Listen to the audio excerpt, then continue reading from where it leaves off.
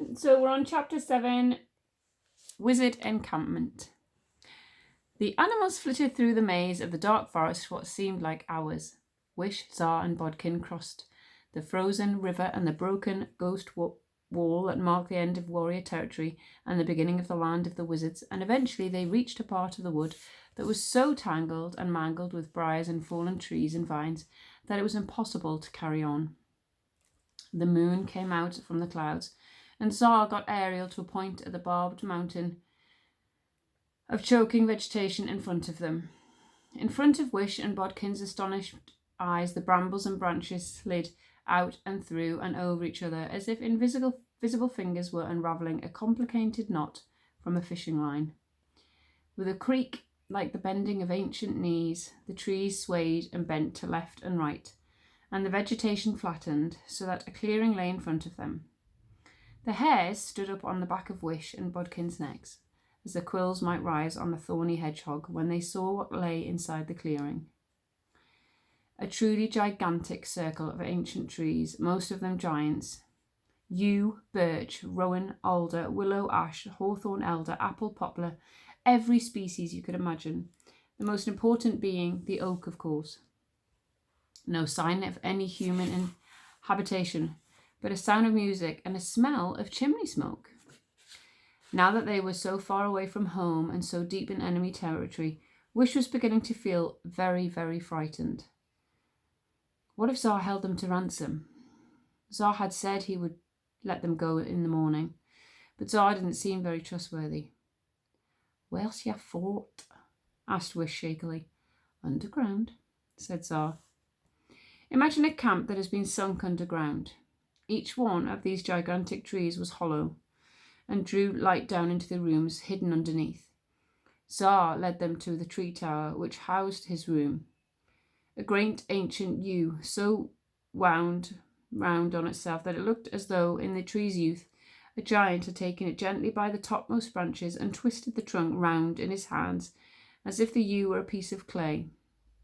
They climbed a series of ladders and platforms and in through the window of Tsar's room. Wish's heart sank even further. There was no way out now.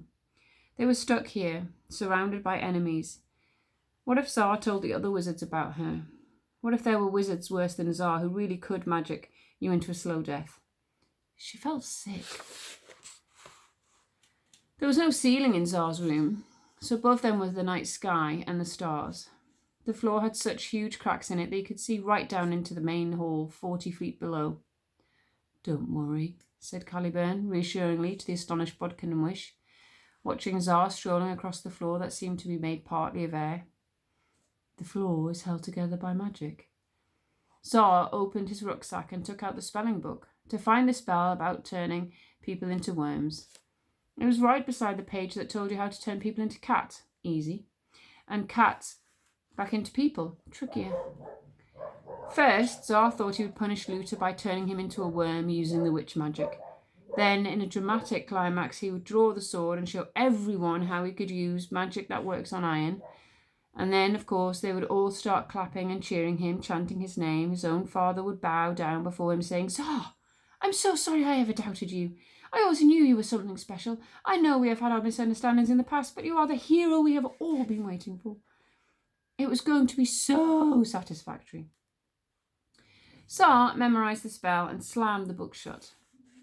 "Come on, sprites," said Tsar briskly. "The competition is going to start in a couple of minutes, and I need to be all down there so I can humiliate Luther. Everyone follow me, except you, Forest Heart, Night Eye, King Cat, the Bear, and Squeeze Juice." "Oh, why does I have to stay behind?" said Squeeze Juice.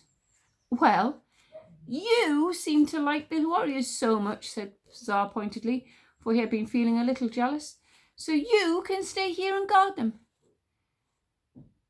"Don't you worry, boss. I'll just protect them." "I didn't say protect them, Squeeze Juice. I said guard them. They're enemies." "But I just wants to come with you and see you turns into a werewolf," said Squeeze Juice, very disappointed. "I'm sure I can see a few more hairs on his arms already," hissed Tippenstorm, eyes bright with malicious pleasure. "Oh, shut up, both of you," snapped Tsar. I'm not going to turn into a werewolf. This is witch blood, and I'm going to use it to perform magic. My dogs now clearly want to play along to this story too. But you don't know if it will work yet, Caliburn pointed out. And you shouldn't find out what the stain is before you go in front of the whole world, do you think, in front of all of those people, and possibly turn into a werewolf in front of their very eyes, do you think? Tsar looked at him as if he were completely crazy. But that would mean waiting, wouldn't it? And the spelling competition is about to happen right now. And anyway, even if the witch blood doesn't work, I know the sword does. You're not allowed to take swords into a spelling competition, Tsar, let alone iron ones, said Caliburn. And it's our sword, protested Wish. I wish you'd stop saying that. This is a magic sword, said Tsar, so it belongs to me, and all your gloomy what you give to the universe will give back to you stuff, Caliburn. Well, all I can say is, by bringing this sword to me, the universe clearly thinks I'm pretty special.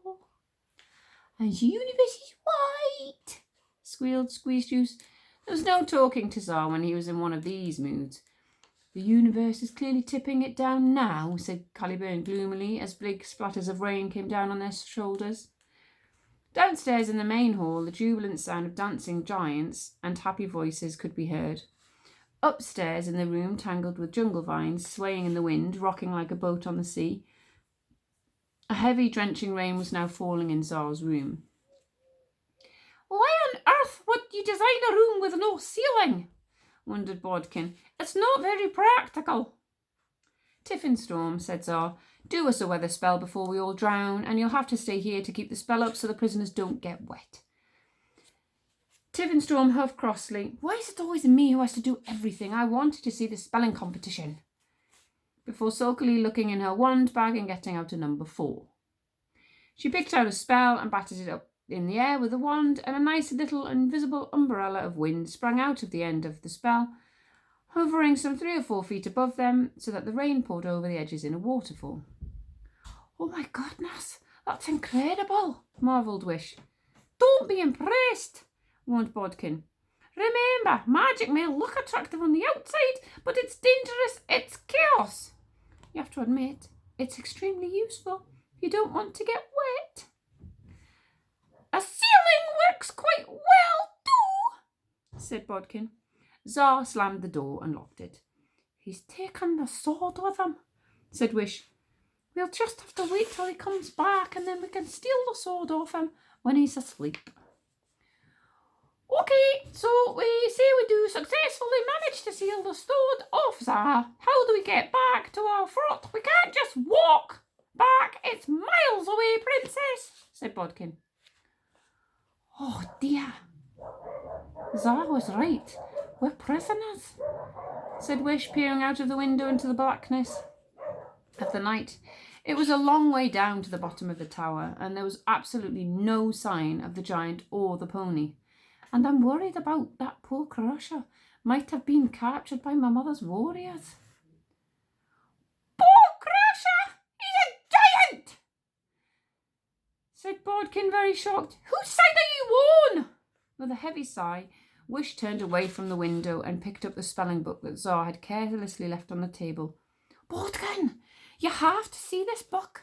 It's unbelievable, said Wish, forgetting her fear and her anxiety and nearly dropping the book in her excitement.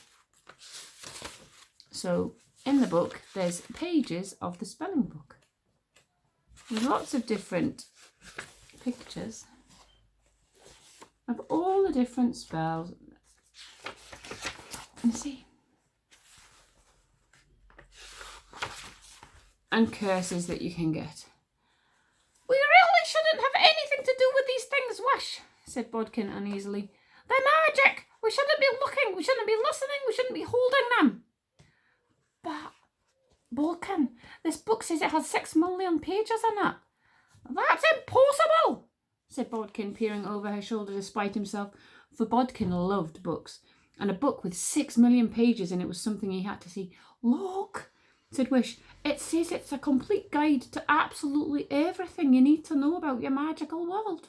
Maps, recipes, magical species, wizards, witches, dwarves, goblins, lynxes, dwarves, sprites, and then there's a breakdown of all the different types.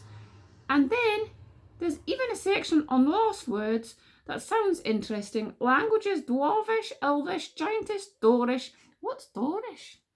I didn't know doors could speak. The book was very confusing to read because lots of the pages were falling out, and when they floated back in again, they were in a different order. And whoever had written it was very disorganised and kept on going off on tangents that might lead somewhere or might be dead ends.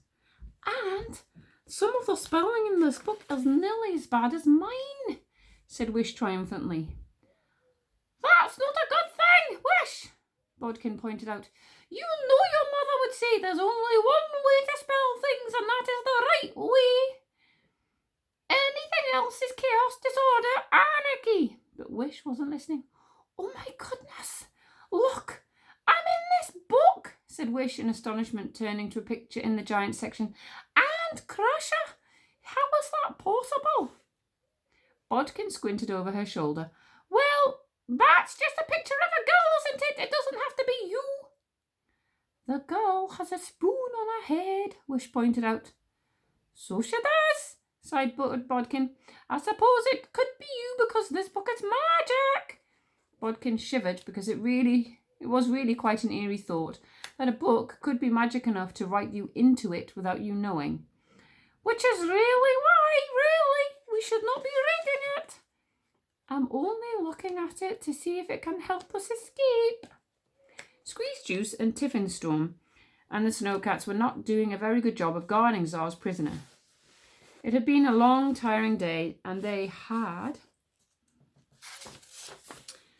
all fallen asleep, so they maybe could escape, thought Bodkin, his heart lifting. Now, how did Czar make it work? Frowned Wish. He tapped on every letter on the contents page, and the pages magically turned to the right place. Bother, my spelling isn't that good, Bodkin. Could you help? Bodkin leaned over Wish's shoulder and tapped. How do you escape from a magic tree in a wizard fort and make your own way through the Badwoods if you have no rope, no transport, and no compass or means of knowing where you are? Into the spelling book. However, all the answers seem to involve some sort of specialist equipment like flying carpets or shoes with wings, and a lot of them pointed out all of the dangers of the Badwoods in horribly realistic and ghoulish details, such as giant cats and werewolves and mushrooms with teeth, and Bodkin didn't particularly want to be reminded of these. The two of them jumped nervously at an unbelievably loud noise coming from below Czar's locked room, a noise like about 20 thunderclaps going off at the same time, which was the sound of some of the wizards in the main hall below fighting each other. Good gracious, what was that? Exclaimed Bodkin. Wish peered down between the cracks in Czar's walls, and she could see right down into the main hall. The spelling competition was beginning. And we're going to leave it there.